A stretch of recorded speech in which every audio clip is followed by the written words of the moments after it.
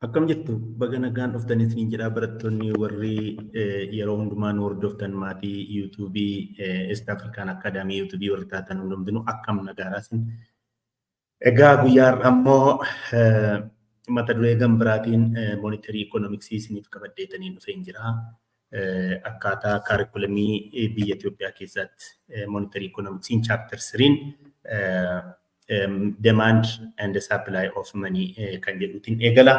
Kanaafuu hanga dhumaatti maatiiwwan yuutuubii kanaa kan taatan hanga dhumaatti viidiyoo kana akka nu hordoftaniif ammumaan kaaseen isin gaafadhaa. Akkasumas immoo laayik sheer gochuu akka hin dagannee maatii keenya warri taatan obboloota keessan warra kaaniin akka qaqqabuuf jechuudha. Warrumti har'a yuutuubii kana argitan immoo subscribe gochuudhaan maatii taatanii gara fuulduraatti koorsiiwwan adda addaa asiin isiniif kennamu kana akka hordoftaniitii fi notification isaas akkasiin qaqqabuutiif isin gargaara waan ta'eef maamila taatanii yookiis maatii taatanii subscribe gochuudhaan akka nu hordoftaniif ammaan isinan gaafadhaa. Kanaafuu baga nagaan dhuftan isin jedhaa dursa jechuudha. Let's start directly with the discussion of the course. Koorsii kana jalqabama kallattii maanitti galla waan ta'eetiifi kanaafuu wanta nurraa eegamu hundumaa yoo tarii sagaleen hin dhaga'amu yoo ta'e akkasumas gaaffii yoo qabaattan koomentii jalatti yoo nu barreessitan immoo koomentii sana fudhannee yookiis gaaffii isin gaafattan sanallee achumaan atattamaan isiniif deebisuudhaaf qophiidha waan ta'eetiif gaaffii barbaaddanis gaafachuu ni dandeessu. Akka kanaatti walirraa barachuu ni dandeenya. Gara fuulduraatti immoo gaaffiiwwan keessumaa waggaa arfaffaa warri jirtan barattoonni exit examitiif kan isin gargaaru gaaffiiwwan adda addaa iddoo adda addaatii barbaannee isinii qopheessuudhaan bifa adda addaatiin isin gaafannaa gaaffii isiniif dhiyeessinaa isinis immoo akka nu hordoftaniif dhumarratti dhuma koorsii kanarratti jechuudha. Gaaffii monetary economics keessaatii babbahan baay'een jiru waan ta'eef isa kana deebisaa wajjiniin isiniif dhiyeessaa.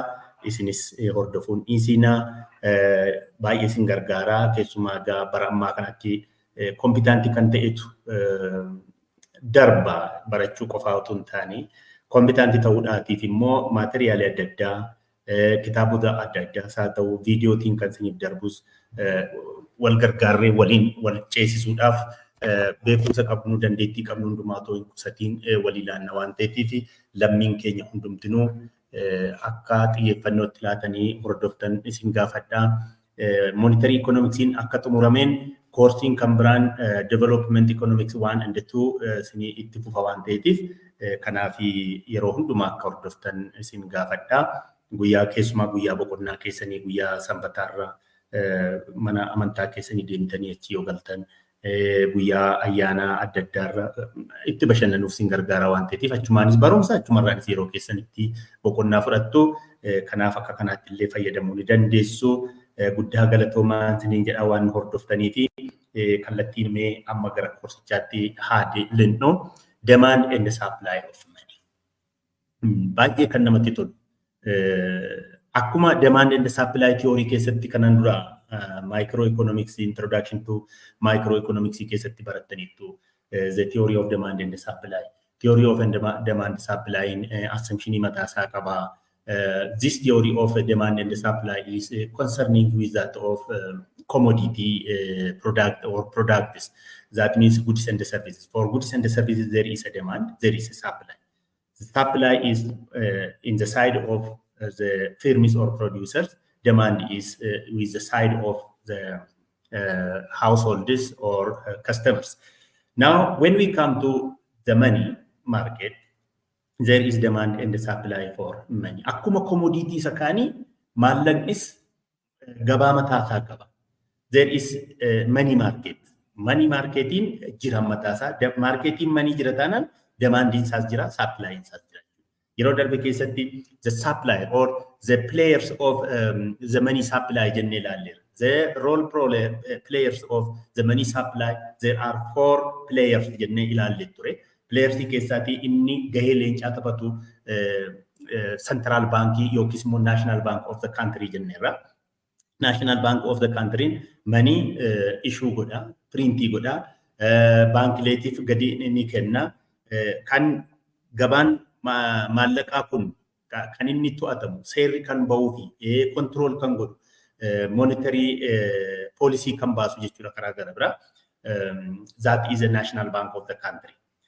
But when we come to this demand and supply of the money, there are theories of demand for money. There are determinants of demand for money, factors affecting money supply. Kan jedhullee asuma keessatti ilaalla.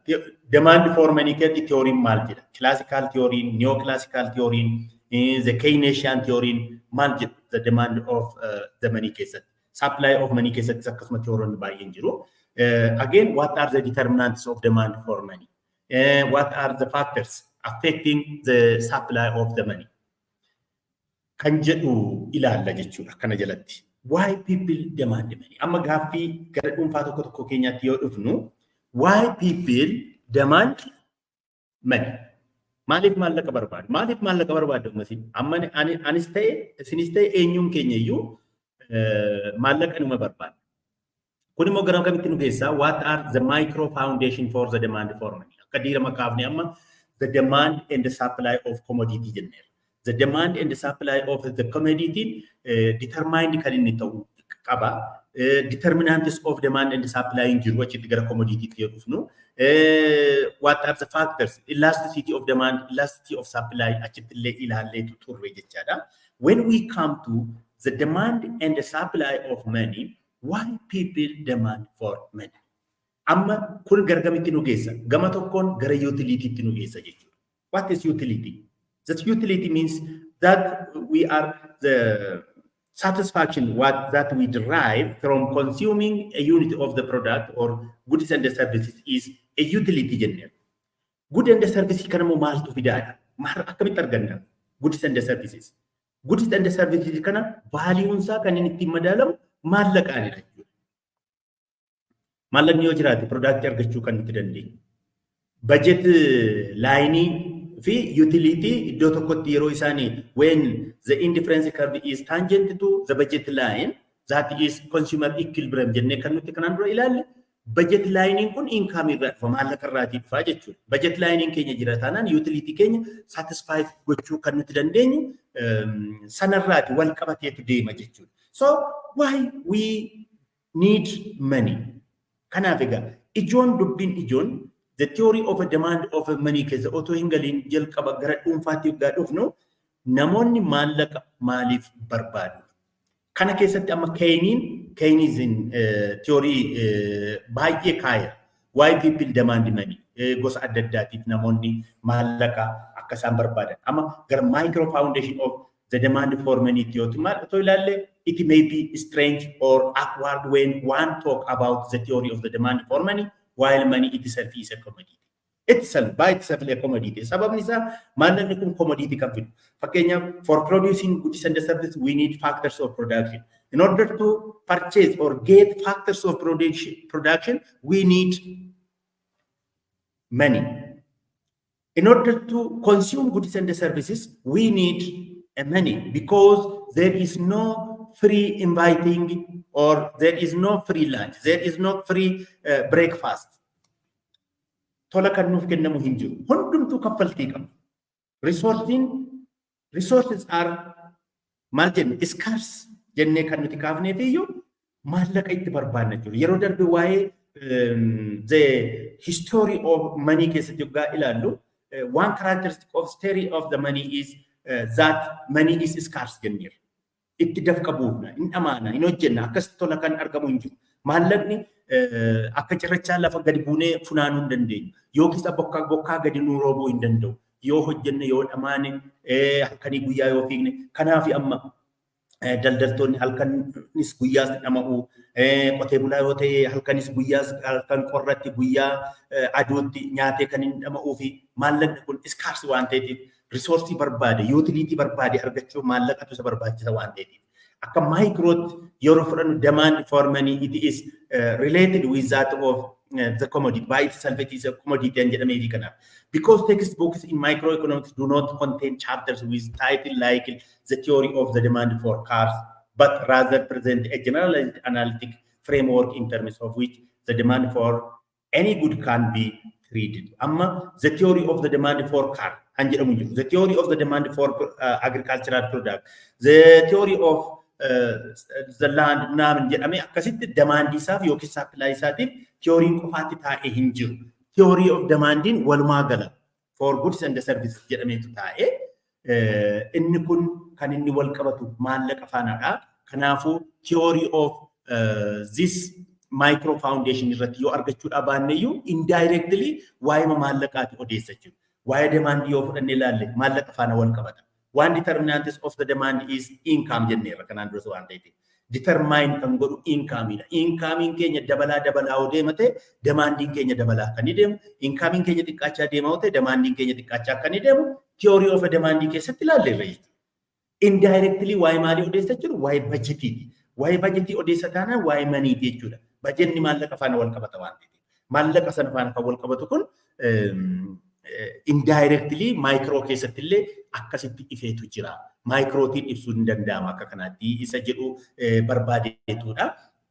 Gara amma the theory of the demand for money yoggaa dhufne ilaallu theory of Keynesian jira. Keynes postulated there are three motives behind the demand for money. Diramama maallaqa maaliif barbaannaa inni akka gaaffiitti keenyeera. Sababa adda addaatiif maallaqa barbaanna. Productionii bituu dandeenya. Yoo dhukkubsanne mana yaalaa yoo dhaqnu qoricha kan nuti bitannu maallaqumaanii. Suuqii yoo dhaqnu uffata yoo bitanna ta'e maallaqumaanii. Namni of eeggannoof jedhee ammallee practically kan nuti mandara qabnu keessatti naannoo jiraannu keessatti kan nuti beeknullee practically namoonni maallaqa dhokfatanii kaawwatu. Kan saanduqa xiqqoo ishee qopheeffatee achi keessatti akka ijji isaan arginetti yookiis maatiin ijoolleen akka hin arginetti dhoksee keewwata. Kan immoo baankii kaawwata. Kan immoo mana biteetu yookiin lafa bitee sanarra maallaqa ka'a. Horii biteetu horiirra ka'a maallaqa sana. Kun maal agarsiisa? The motive of holding for money according to the Keynes theory. Saaxinii keessatti itti qollofne iddoo namni hin argine kan nuti keenyuu fi maaliif? Sababa qaba itti deemna amma isa kana jechuudha asirratti ilaalla jechuudha. Mootiivii Keynes kan kaa'e kunii fi haala qabatamaa naannoo keenyaan nuti gochaa jirru kan faana akkamitti iyyuu walitti dhufaa jennee ilaaluu dandeenya. Haala qabatamaa naannoo keenyaan jedha. So according to Keynes, he postulated, that means Keynes postulated that there are three motives why people demand for money. The first motive is the transaction motive. The second motive is the precautionary motive, and the third is the speculative motive or liquidity preference demands. Jedhameetu bakka sadiitiin ka'a. Amma the transaction motive inni jedhamu kun maayinniidha. The transaction motive gabaa dhaqnee suuqiidhaa waa bituu dandeenya. Kophee bitachuu dandeenya. Inni kaaniyyuu hafu kaardii moobaayilii bitachuu ni dandeenya. Waan nuti transaakshiniidhaaf walirraa bituuf walitti gurguruudhaaf maallaqa nuti barbaannu kun transaction motive jedhameetu waamamaa jechuudha. Kanaafuu namoonni waa bituuf maallaqa barbaadu. Waa bituuf yoggaa jennu waa hedduuf keessatti qaba. Akkuma jennu agricultural productii ta'uu danda'a. Industrial productii ta'uu danda'a. Service productii ta'uu danda'a. Agricultural productii jala kan jiran baay'eetu jiru. Subsectoroonni kan nuti barbaannu, nuti biroo barbaannu. Industrial sectorii jala gosa baay'eetu jira. Akkasumas service sectorii jala gosa baay'eetu jira. Transportii kaffalannee naannoo jirurraatii gara magaalaa guddaa deemuu dandeenya. Xiyyaaraan ta'uu danda'a. Tikeettii xiyyaaraa kutannee ittiin biyya alaas deemuu dandeenya. Transaction motive. Yookiin suuqii deemnee ijoollee keenyaaf waa bituu dandeenya. Ofii keenyaaf waa bitachuu dandeenya. Such type of demand for money is transaction motive. Akka Keynes jedhutti namoonni yeroo sanatti transportiidhaan kaffalanii iddoo tokko deemuufis haa ta'u, horii bituufis haa ta'u, uffata bituufis haa ta'u, waan ofeefiyyuu maallaqni isaan barbaachisu transaction motive. Mana baatanii daftara bituu dandeessu. Photocopy dhaqxanii kaffalachuu dandeessu. Photocopytiif service sector. Yeroo boqonnaa keessanii deemtanii immoo bakka teessanii buna dhuguu dandeessu, shaayii dhuguu dandeessu, kaffaltanii baatu. Isa akkasiitiif kaffalti nu barbaachisu transaction motive jedhameetu ibsama jechuudha. Inni kan biraan the precautionary motive. Precautionary motive immoo maayini? Amma gara achi yoggaa dhufnu Keynes The nominal and real money balances people desire to satisfy their transaction, and the precautionary motive is a constant proportion of K of income. Precautionary motive ni jedhamu kun nominally real money balance kan jedhamu jira. The demand for money according to Keynes is equal to small letter K times P times Y. P is aggregate price level. Amma gati price. Y is the level of real output. And the K is the factor of proportionality. Amma pricing gati price product jennera. Y is real output jennera. K is the proportionality expressed in real terms. The demand for real cash balance is proportional to real income.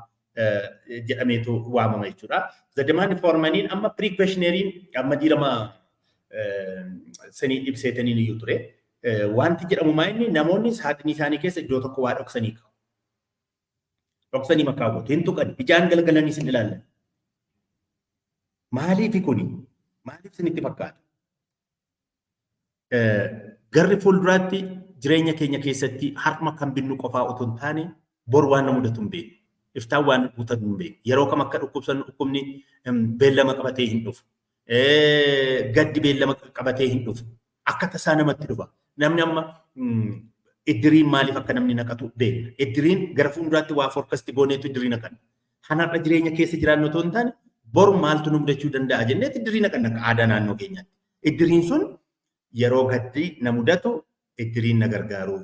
Yeroon immoo gammachuu qabu cidhaa mucaan fuusisa yoo ta'e intalan heerumsiisa yoo ta'e yeroo san akka na gargaaran hanga gara fuulduraatti kun na mudata jennee yaannu nama kamuu immoo dirqama mudata waan akkasii waan ta'eef iddirii naqata namni walitti maallaqa xixiqqoo buufataa hin keewwataa yeroo rakkinni mudatu immoo rakkinichi dabareedha akkuma ummati jenne kana iddiriin sun bayeetu nama rakkinni mudate sana gargaara.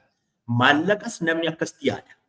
Tarii yoon dhukkubsadheef akka tasaa horiin dafee horiin ani hin qabu horii bakkeedhaan qaba loonaan qaba yoon ta'e loon kana dafee gurguree gara maallaqaatti jijjiiree dhukkuba sana mana yaalaa dhaqee yaalamuutiif yeroo fudhachuu danda'a. Har'aaf irratti gabaa geessee yookiis immoo mandara keessatti nama narraa bituu dhabuu danda'a.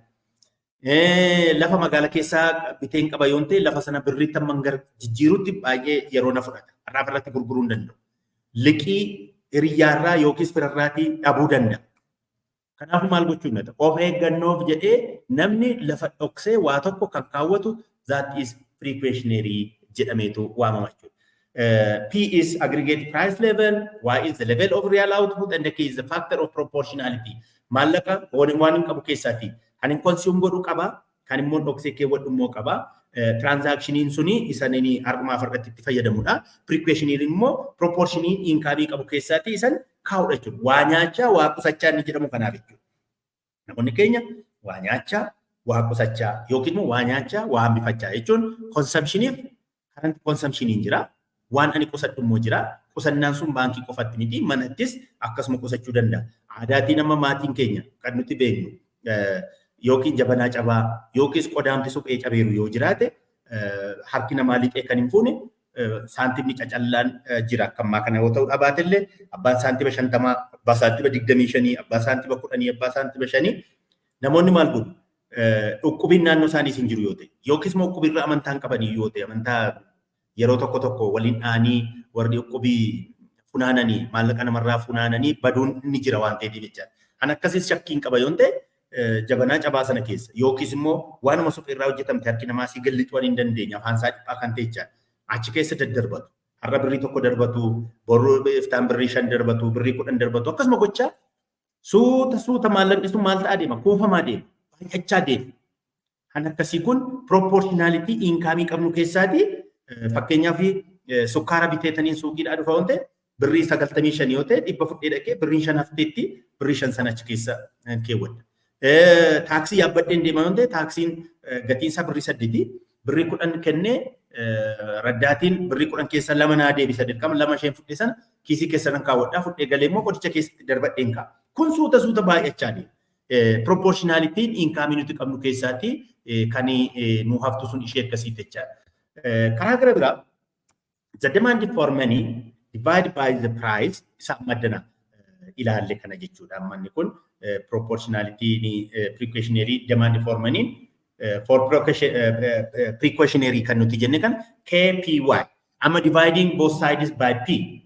Lamanu isa bitaas isa mirgas MD divided by P KPY over P P dhaan ofiisaa wal cancel wal godha waan ta'eef MD over P is equal to KY. Kan jedhu dhufa akka Keynes count picture. This simple expression of Keynes reflects the fact that spending reflects income and to spend agents need to hold cash. Therefore, cash holdings are directly related to income. Amma Y fi MD yoo fudhanne ilaalle they are direct.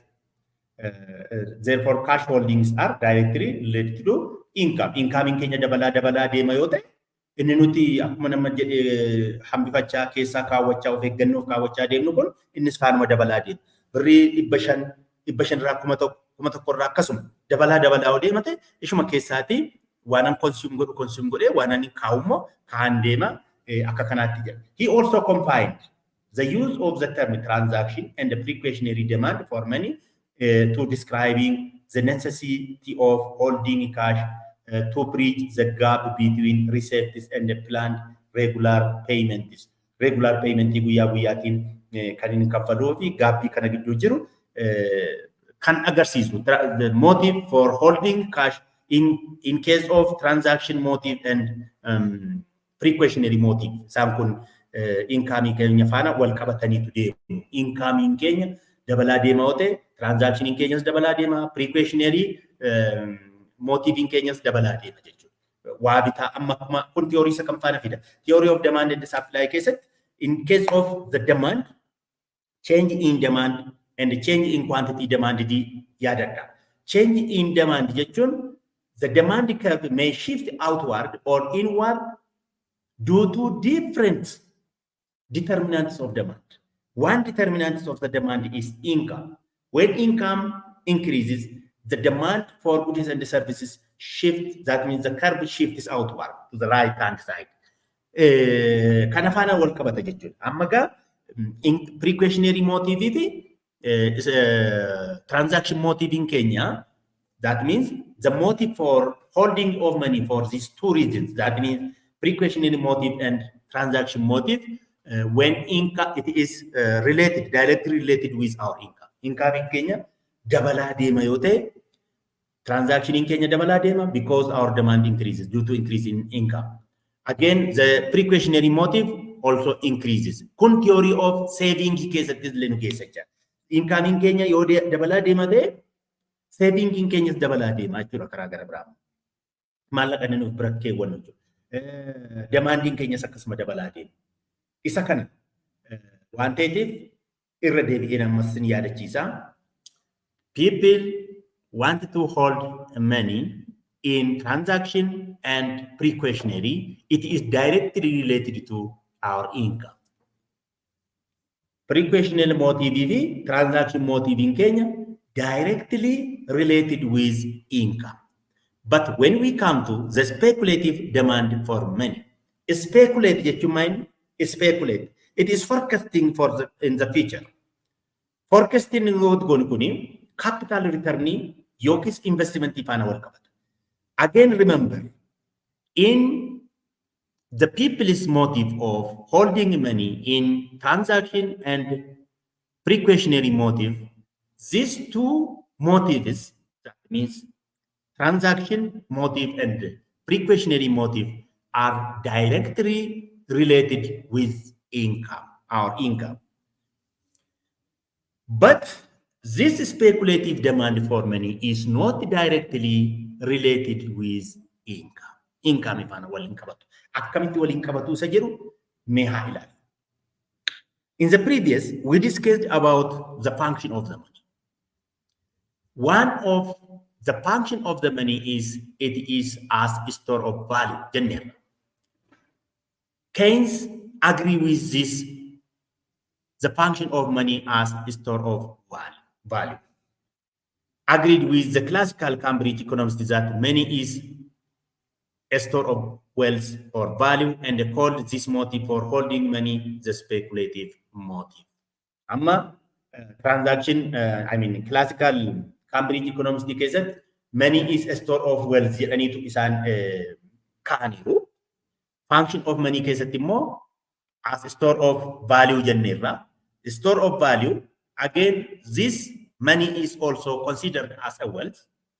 It is as asset, even though it is considered that money is not income generating asset jennee darbe ilaalle ture. Garuu amma asitti Keynes maal jedhee kaase? He agreed with this classical Cambridge economists that money is a store of wealth. Wealth jechuun qabeenya walumaa galaati. Qabeenya dhaabbataas ta'uu danda'a, qabeenya socho'aas ta'uu danda'a. Namni walumaa gala kan inni qabatu, kan inni qabu, mana dabalatee, maallaqa baankii jiru dabalatee, mukeetii qabu, lafa qabu, hundumaa walitti dabalatee, maallaqaan erga vaaliyuun isaa tilmaamamee booda iddoo tokkotti qabeenyi abaluu hamma kana kan jedhamu kun as a store of wealth akka qabeenyaattidha. Qabeenya kana store gochuu ni dandeenya. Store gochuu akka nuti dandeenyu isa kana Keynes immoo maal jedheetu waame? Holding money as a speculative motive jedheetu kaa'achaa. Akkuma nuti jenne namoonni karaa beekameen isaa ta'u yeroo ibsan maallaqni akka isheen namarra taa'uu hin dandeenye yeroo ibsan maal jedhu mallattoon maallaqa irra jiru maallaqa isa durii irra jiru simbirrootu irra jira. Simbirroon waan irra jirtuuf maallaqni kun nama harkatti hin barakatu jedhanii qabu. Maaliif jedhani? Maallaqa namni fedhiin keenya daangaan qabu. Waanuma argine tokko maallaqni nu harka jira taanaan dafneetu waa binnee itti fayyadamuu barbaada. Haa ta'uutii garuu inni kun miidhaa qabaadha.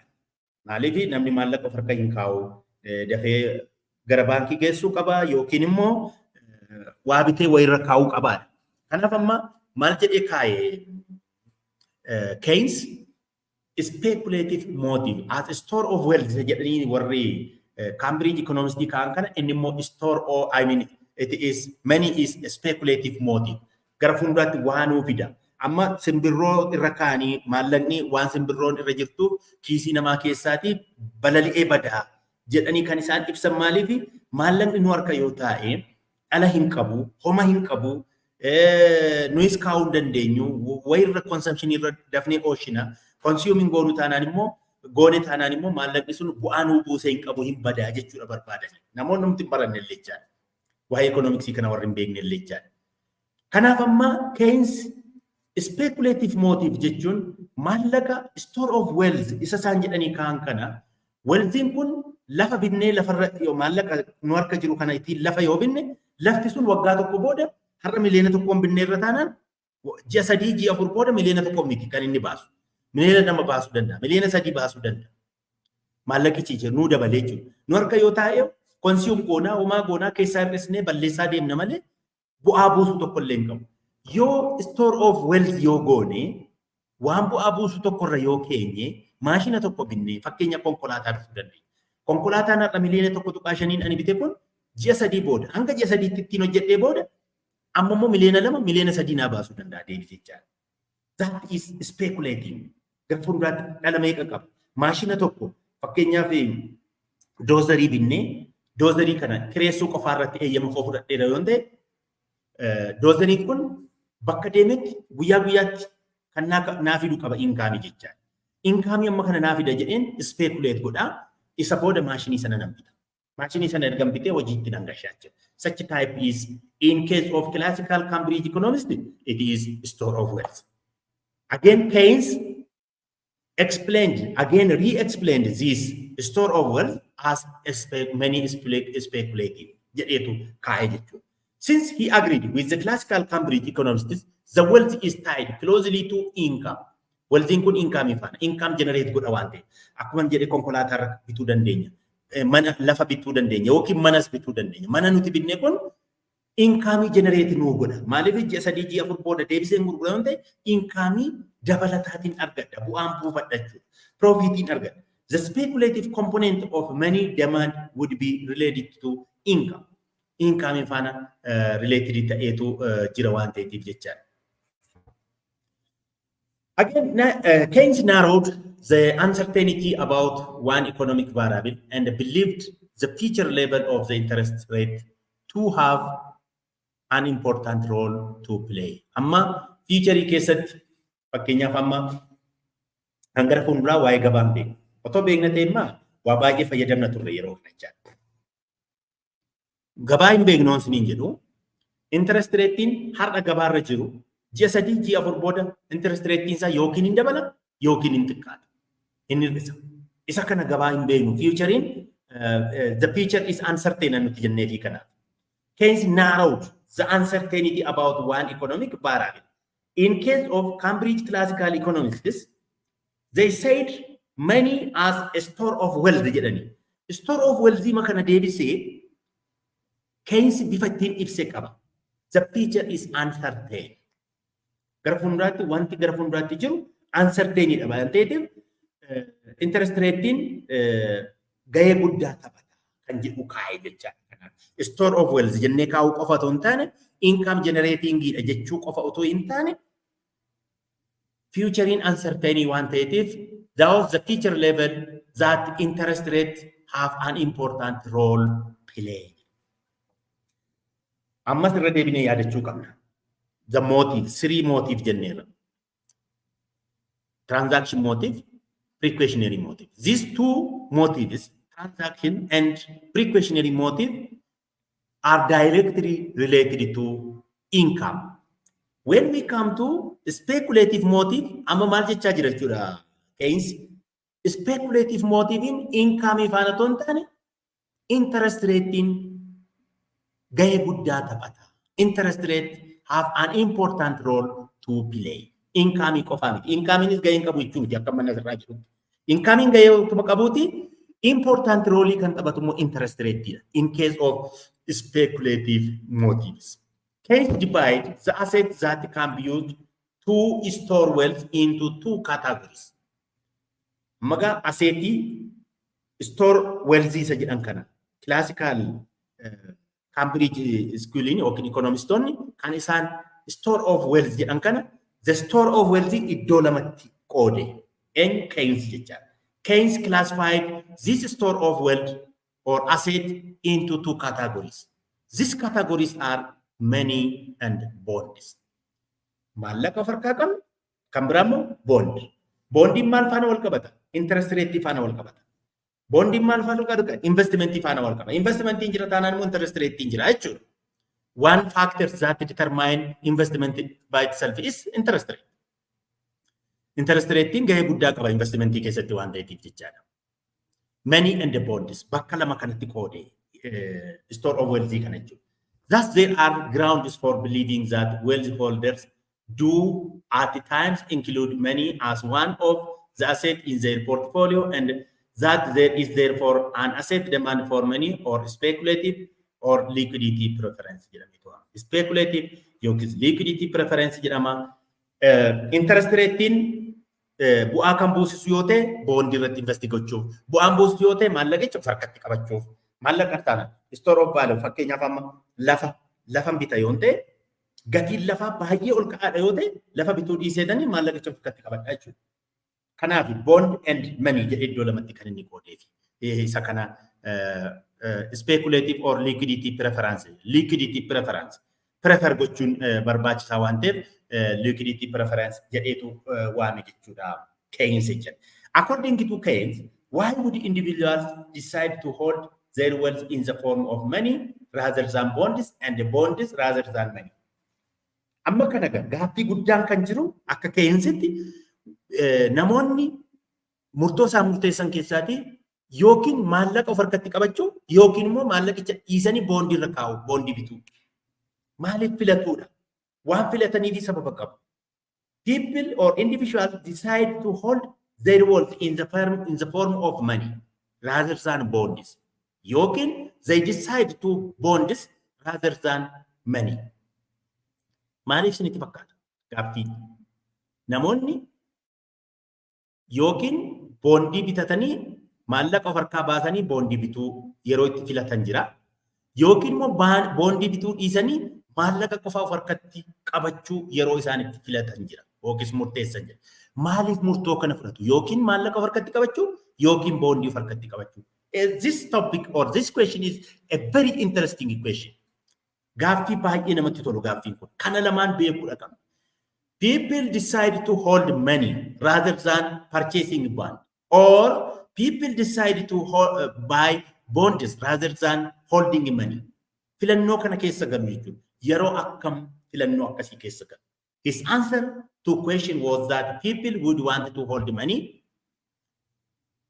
if the expected return was greater than the expected return from holding bonds. Maallaqa of harkatti qabadhee wantin ani hojjedhuu fi maal godha jechuudha. Tilmaama lama keessa gala. Expected returniin bondiin ani biturraati. Expected returniin meeqa? Yoon bituu dhiisee of harkatti qabadhee immoo maallaqni kun expected returniin isaa meeqa? Fakkeenyaaf baankiin dhallisaa persentii 10 haa jedhu. Dhalli baankii yoon baankii kaa'e maallaqa qabu. Yoon of harkatti qabadhe immoo gabaarra kan jiru immoo intarestii kan ani argadhu persentii 15 haa ta'u. Kanaafuu ani filadhu baankii kaa'urra gabaarratti waan ani ittiin hojjedhu persentii 15 naa fida waan ta'eef maallaqa kan of harkatti qabadhee ittiin hojjechuudhaaf filadha. Yoommoo inni ani of harkatti qabadhe kun persentii 10 naa fida ta'e boondii yoon bitadhe immoo boondiin immoo persentii 15 fida jedheen tilmaama yoon ta'e maallaqa of harkatti qabachuurra boondiin ittiin bitaa jechuudha. Ittiin biteen ala guddaa argachuu danda'a. Kanaaf filannoo akkasii keessa. Keynes assumes that the expected return on money was zero, since in his time, unlike today, most checkable deposits do not have interest payment. Amma yeroo Keynes sanatti interest rate hin jiru baankii kan jedhuutiin qaba. On the other hand, a bond is an asset that carries with it the promise to pay its owner a certain income per annum, fixed in many terms, and the decision to buy a bond is a decision to buy a claim to such a future expected stream or return of income. Amma kanaafi maallaqa baankii yoggaa kaawwatan dur dhalli hin jiru ture. Interest income yeroo Keynes jechaadha. In his time, unlike today, most checkable deposits do not have interest payment. Yeroo sana checkable depositiin interest rate hin qabani ture. On the other hand, a bond yoo bitanne garuu interest rate qabachaa.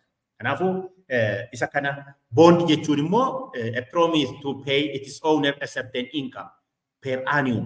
Bondii haaraa siniif ta'a jedhee yaadu bondiin yeroo laga bayyaafis barataan kutaa 5 kutaa 6 bitatee bondii akka bitatu godhamee ture namni kamiyyuu bitachaa ture. Waanuma karaa salphaa jechaadha. Kanaafuu bondiin kun fixed income waggaatti baankii faana walii galamee baankiin liqeessinaa jechuudha birrii. Baankiif liqeessinaa yookiin immoo bondii sana harkaa fudhannaa maallaqa immoo baankiif laanna jechuudha. Inni akkasii kun baankii taa'ee maallaqni nuti birrii 2,000 bondii binne irra ta'e bondiin birrii 2,000 waggaatti meeqa akka inni dhalu achumarra jira. Walii galteen jira baankii faana jechuudha. Sana nu dhalaaf waggaa tokko gaafa waggaa 3 walii gallee irra ta'e gaafa waggaa 3 naqee bondii sana fudhadha. Gaafa waggaa 5 ta'e gaafa waggaa 5 naqee fudhadha. Waggaan 5 sun otoo guutiin fudhachuu hin danda'u. Promisii waan ta'eetiif jechaadha. Walii galteedha waan ta'eetiif. Kanaaf inni akkasii kun bondii jedhama. Bondiin ala qaba. Bondiin ala inni qabu kanaafi maal gochuun qaba jechuudha. Kaalkuleettiin ani godhu. San baankii ittiin kaawwadhe sana dhallisaa har'a persentii 7. Han bondii immoo persentii 10 yoo ta'e kana kaalkuleetiin godhu. Bondiin persentii 10. Han baankiin dhala kennu garuu persentii 5. Persentii 5 garaagarummaa jirti waan ta'eef ishee akkasitti. Yoommoo han bondiis inni ani asitti ittiin hojjedhee waa argadhu sanaa gadi yoo ta'e immoo maallaqa sana of harkatti qabadheen ittiin waa hojjechuu barbaada. This implies that for bonds there are two components of the expected return: the interest payment and the expected capital gains. The interest rate payment in kanaaf kaffalamu jira. The capital gain is jira. Therefore, how much individuals are willing to pay for a bond? Hence, the market value of that bond depends critically on the rate of interest, because prospective bond purchasers or holders will wish to earn at least the going rate of interest on that portion of their wealth holding in the form of bonds. Kanaafi kana gidduu galchanii namoonni yookiin harkatti qabachuu yookiin immoo bondii ittiin bitachuuf murtee kennuu jechuudha. Fakkeenya asirraati kenna. For instance, if the rate of interest is 5%, an individual may be willing to pay up to no more than $100 for a bond that offers an income of 5 per annum in perpetuity. Fakkeenyaan asirraa kenne kun interest rate birrii 5 yoo ta'e namni birrii 100 boondiin bitatu birrii 5% an baankis akkasii interest rate an boondis akkasii yoo ta'e percentii 5 olitti kan ta'e kanfalamuuf fedhii hin qabu. However, if the people in an economy expect that the rate of interest to increase to 10%, no one is willing to pay more than 50 for the same bond. Kanaaf amma interest rate percentii 10 yoo ta'e boondiif immoo 50 ol namni kaffaluu hin danda'u. Sababiin isaa market interestii fi interest ratein wal qixxaachuu yookiis immoo interest rate fi market interest rate gidduu madaaluudha qaba jechuudha. Namni yoggaa murteessee boondii bituuf yookiis dhiisuu barbaada. It follows then from the very nature of bond that changes in the rate of interest involves change in their price. Price insanity, interest rate insanity, price of the bond and the interest rate. What is the relation between the bond price and the interest rate? Kana gidduutu jira. That is when interest rate rise, the market value of a bond falls, and a fall in the interest rate means that the bond price will rise. That means this tells us the interest rate and the price of the bond are inversely related. Changes in the rate of interest also involves capital gains and losses for bond losses. Kanafi inverse relationship become. If we consider the choice between holding money and bonds, it should be clear that interest earning bonds will be attractive to hold. Interest earning is attractive to hold. When the rate of interest is expected fail for bonds, offer their owner or holders the possibility of making capital gain. But when the rate of interest is expected to rise, the situation is quite the opposite for the bondholders. Will suffer a negative capital gain, that means a capital loss. Conversely, the demand for money for transaction and precautionary motives will be relative to low when the rate of interest is expected to fall, since people hold bonds in anticipation of capital gain, and greater when the rate of interest is expected to rise, as people seek to avoid capital loss or holding the bonds. Asuma Keynes sababoota adda addaa kaa'eera wanta amma ibsame kanaatiif jecha. From Keynes reasoning, we can conclude that as interest rate rise, the demand for money falls, and therefore money demand is inversely related to the level of interest rate. Reasoning deebi'aa akka sababoonni Keynes kaan keessaati umarratti kan inni conclude godhee yookiin summarize godhee kan kaa'e, as interest rate rise, the demand for money falls. Interest rate ol ka'e jennaan the demand for money failita. Sababiin isaa interest rate ol ka'eera taanaan namoonni baankii kaa'uudha barbaadu malee harkatti qabachuun barbaadanidha. And therefore money demand is inversely related to the level of interest rate. Interest rate faana inversely related ta'eetu jira jechuudha. Interest rate high taanaan namoonni harkatti qabachuun barbaadanii maallaqa hin barbaadanii, investoroonni maallaqa fuudhanii yookiin barbaadanii invest gochuun barbaadanii, warri qabanis eessa kaa'uu barbaadu? Baankii kaa'uu barbaadu jechuudha. Yoo interest rate immoo gadi bu'uu barbaade immoo gadi bu'e immoo demand for money increase ta'a. Investoroonni achii fuudhanii interest rate xiqqaadha waan ta'eef achii fuudhaniitu investii godhuu liqeeffatu fedhiin namaa dabalaa deemaa jechuudha. Kanaaf interest rate is the one that plays a great role the demand for money in speculative motives. Speculative motive keessatti jechuudha. Therefore, the speculative component of demand for money can be expressed as money demand over price is equal to the liquidity preference is a function of interest rate.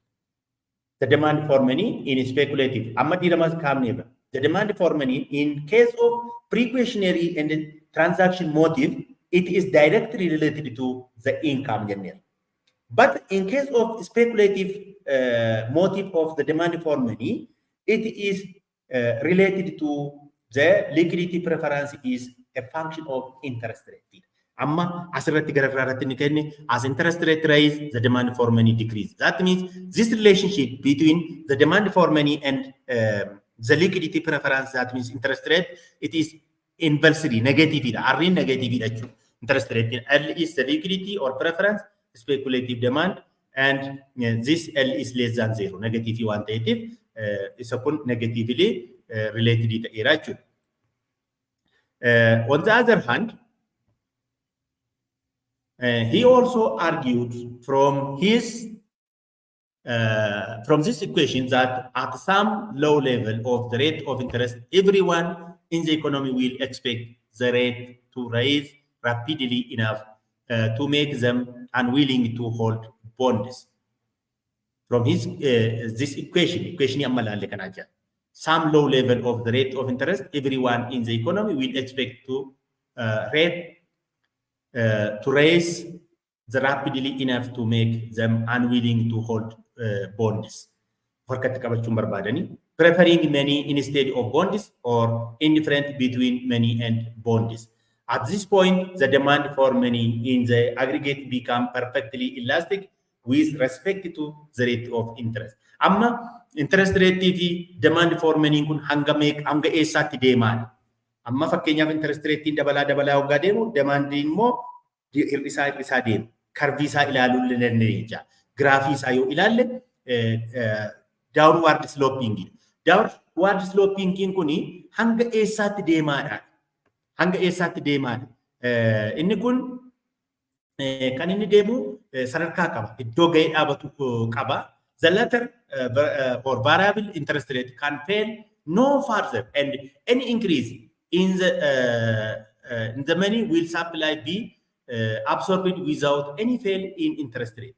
This is a doctrine of the liquidity trap, which argues that the interest elasticity of the demand for money at low level of the rate of interest below liquidity trap, that means R star, could take the value infinity.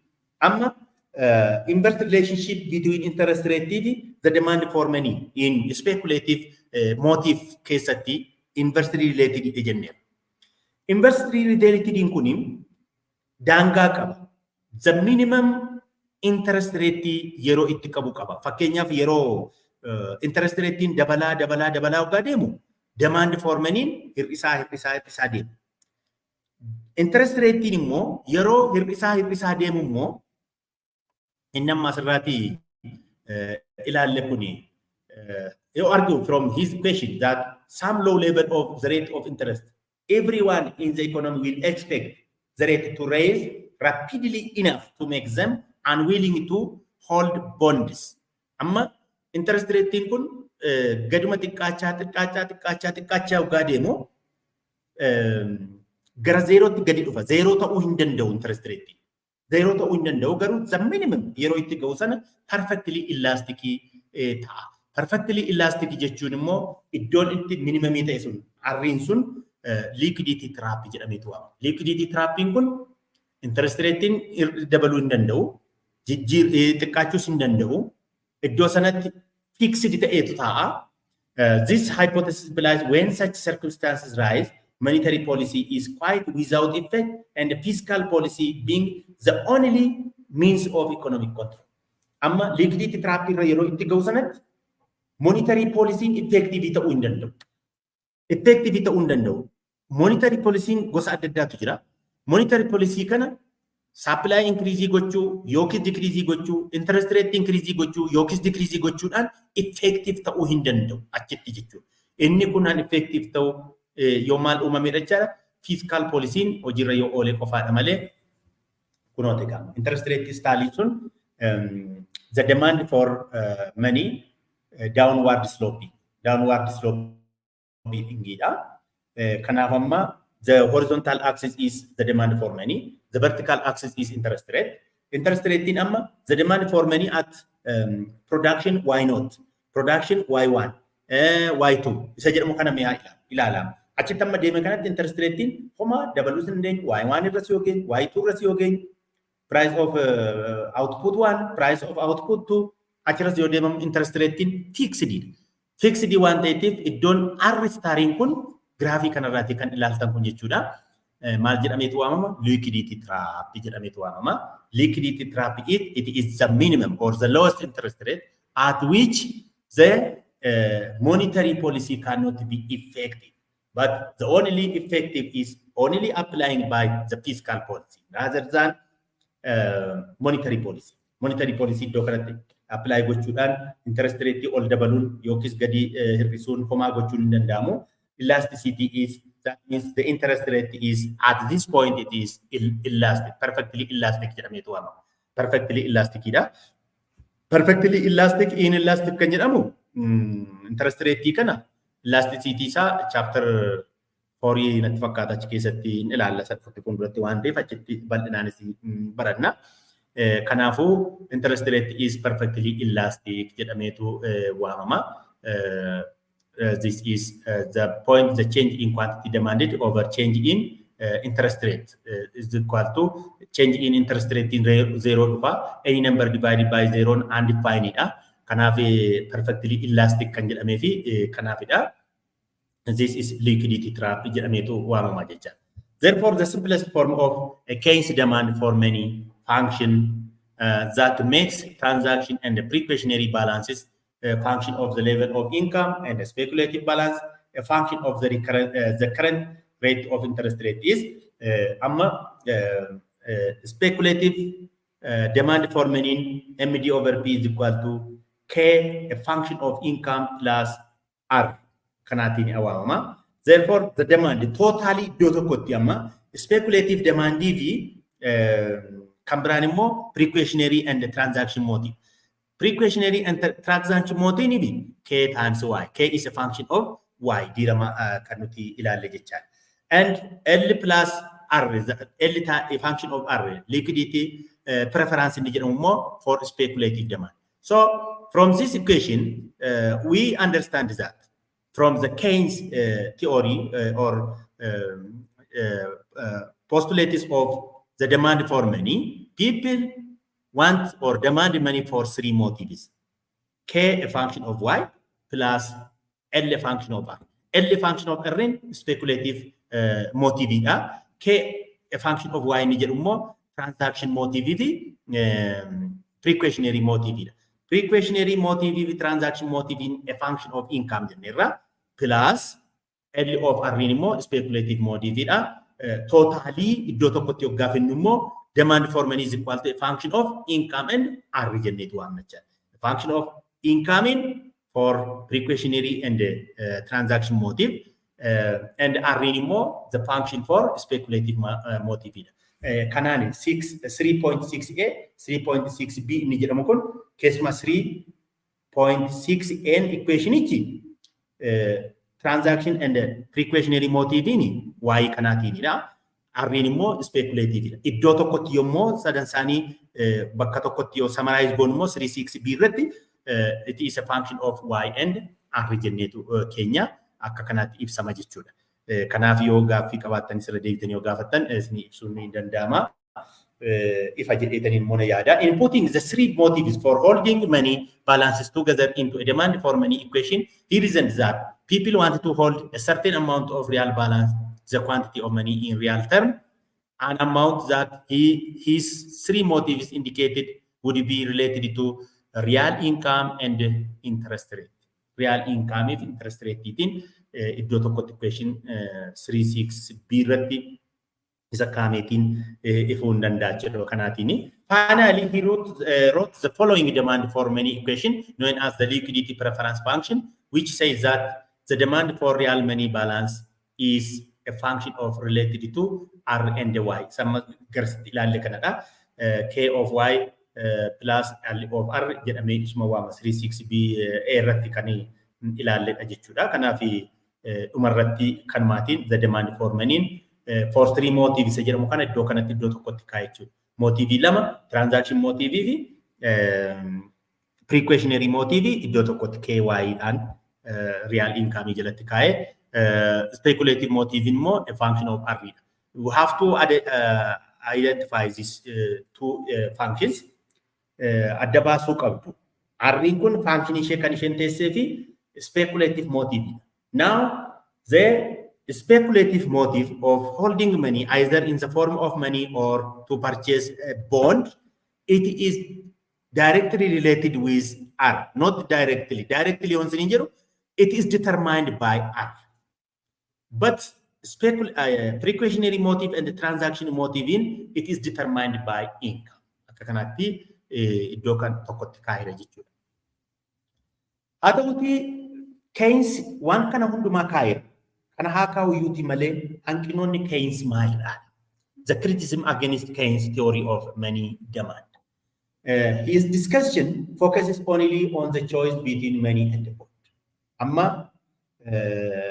kan inni focus godhee namoonni kan isaan filatan filannoo keessa gangashan yookiin maallaqa harkatti qabachuu yookiin boondii irra oolchuu maallaqicha. Maallaqa sana yookiin maallaqichumaan bifuma maallaqaan harka kaa'u yookiin immoo boondii bitatanii maallaqicha boondii irra kaa'u. Wisa jedhu.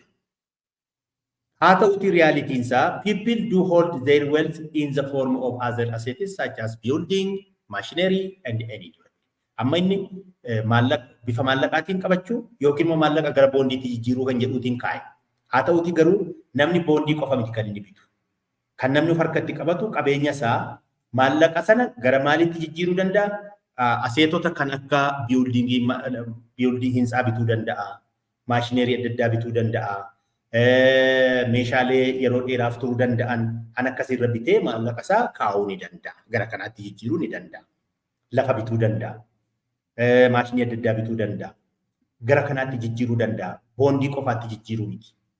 Kana ibsuu hin dandeenye Keynes jechuudha. Inni kan biraan portfolio choicein keenya boondii fi maallaqa qofaa kan jedhu kun hanqina Keynes kan jedhamuutiin dhiyaata. Inni kan biraan hanqinni Keynes jedhamee kan inni yaadamu criticismiin isaa kan ittiin criticize godhan economistonni warri biraan jechuudha. He emphasized the difference between the current and expected interest rate as the base for capital gain and the loss on bond holding. Bond holding keessatti kan inni expect godhe maayini current interest rate expected interest rate har'a jiru expected interest rate immoo jiru immoo maal fakkaata jedheetu compare and contrast godhe either to hold money or bond. Kanatu murteessaa eeggaa'e. Capital gain fi loss irratti jechaadha on bond holding. However, he overlooked the circumstances when there will be net loss and net gain. Net gain insa, not net loss insa yoomi. Fakkeenyaaf capital gain kaa'iramani. Net loss yoo jiraate yookiis immoo net gain yoo jiraate yeroo akkamidha? Akkamittiin net loss jira argama? Net gain yeroo akkam argama kan jedhamu kana Keynes sirriitti hin keenye kuni hanqinoota isaa keessaa isa tokko. Because even though interest rate is expected to rise, there will be net loss if capital loss is greater than the interest earnings or income. Net gain more if capital loss is lower than the interest earnings or income, and neither net loss nor net gain if capital loss is equal to the interest earnings or income. Isaan kun hundumtinu jiraachuu danda'u reality isaa jechuudha. Inni garuu kana hin keenye akkamittidha. Isaan kan amma asirratti ibsame kana through interest rate is expected to rise when will be net loss if capital loss is greater than the interest earning income. Net gaining yoom akkan neither loss neither gaining yeroo kam akka ta'e akka kanaatti ibsa kanallee hin keenye kun criticism isaa keessaati isa tokkodha jechuudha. Inni kan biraan criticism Keynes why the choice is either money or bond, not the composition of money and the bond is not mentioned. Maallaqa bifa maallaqaatiin qabeenya isaanii kaa'u yookiis immoo store of wealth akka bondiitti gochuudhaaf maal of keessatti qabateera? Maaliif filatame kan jedhullee hin keenye. A related concept to the point is that if the expected capital loss is greater than the interest earning, no bond will be held. Isaan kan akka kanaatti kaa'uu dhiisuunis kiriitizimii Keynesii keessaati tokkodha jechuudha. Kanaafuu barattoonni egaa hanga ammaatti why people demand for money kan jedhu the theory of demand that is postulated by the theory of the Keynes kan jedhu kana hanga ammaatti ilaalleerra. Gara fuulduraatti the velocity of circulation of money, quantity theory of the money. The quantity theory of the money yeroo itti dhufneetu ilaalla. Kanaafuu gaaffii yoo qabaattan gaafachuu ni dandeessu. Yaada yoo qabaattanis, komentii kan gootan yoo qabaattanis, komentiin keessan keessumaa nu cimsuudhaaf gahee guddaa qaba. Komentii isin nuuf laattan, gaaffii isin nuuf gootan nu cimsa. Laayikan isin gootan, sheeraan isin gootanis hamilee nuuf kenna. Gara fuulduraatti jabaannee kan kana koorsiiwwan jiran kana bifa isiniifis sin gargaaruu danda'uun akkuma amma qophaa'e kanatti jechuudha. Kan mijachuu danda'uutii fi kan fooyya'uu danda'u yoo nutti himtanis fudhannee fooyyessuu ni dandeenya waan ta'eetiif waan akkasii kana komentiin keessan nu biraa hin hafiiniin gaaffii kootii kanaafuu hanga dhumaatti waan na dhaggeeffattaniif guddaa galatoomaa warri har'uma viidiyoo kanatti dhuftan immoo subscribe gochuudhaan maatii YouTube kanaa yoo taatan gara fuulduraatti koorsiiwwan gagadhiifaman isin qaqqabu kallattii maan isin qaqqaba waan ta'eetiif akka kanaatti akka hordoftaniitii fi adiraan isiniin jedhaa nagaan isin wajjinaa ta'u hanga torbeetti nagaan turaa torbee wal agarraa galatooma.